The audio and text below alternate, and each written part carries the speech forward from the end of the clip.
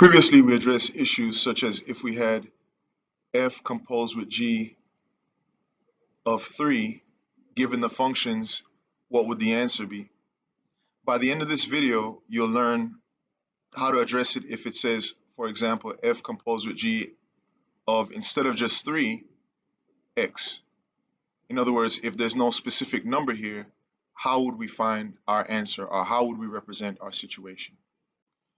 So far, we've learned how to handle a problem such as the following. What if we had f of x is equal to 3x and g of x is equal to 2x plus 5? If I said f composed with g of 2, would you know what to do? Well, that was handled in a previous video, but let's say you forgot. What we do is we would say f is the outside function, g is the inside function, and we're evaluating it at 2. The next thing that we did was we said we worked from the inside out. So we said g of 2, so we'd have to do g of 2, which basically means 2 times 2 plus 5. In other words, we'd end up with 9. So g of 2 means 9, so we're doing f of 9. Then we would say, well, f of 9, that just means that we're inputting 9 in for our x. So we're going to do 3 times 9, and we would get 27. So 27 would be our answer for everything. However, what if the problem changed? What if we still had those same problems, those same functions, f of x equals 3x, and also f of x, g of x is equal to 2x plus 5.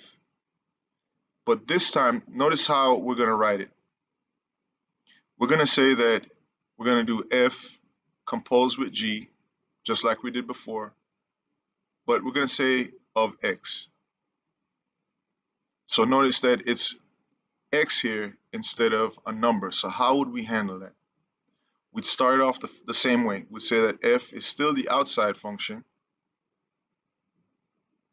We say that g is the inside function.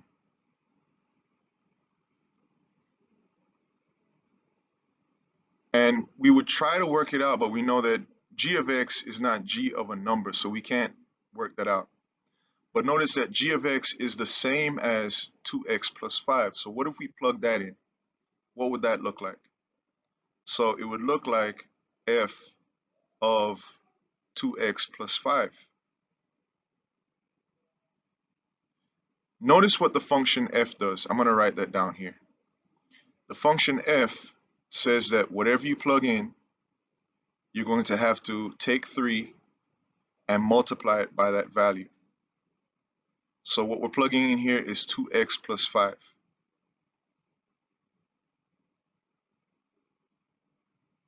So this is actually our answer, but we want to apply some algebra here. So remember in Algebra 1, when you had these kind of expressions, what'd you do? Well, we had to use the distributive property. So 3 times 2x is going to be 6x, and then 3 times 5 is 15.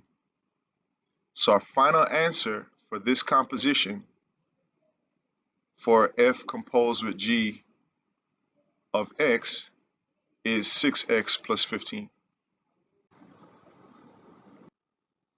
Let's try the following problem.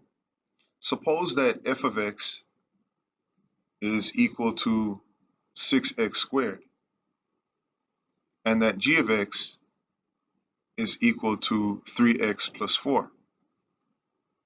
And you are asked to do f composed with g of x.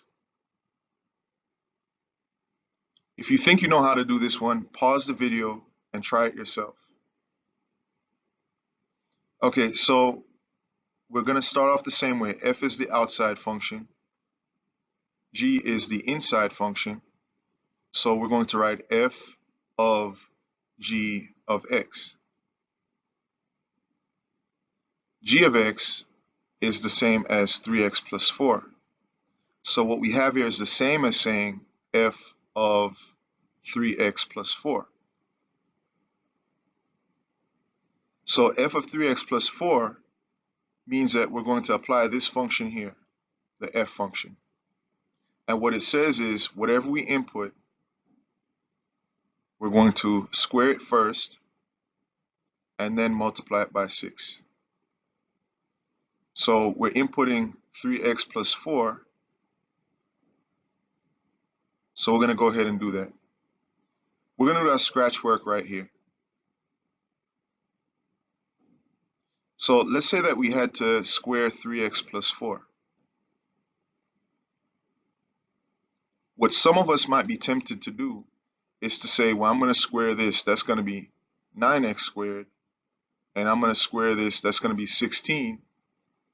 And so I'm done. 9x squared plus 16. This is wrong.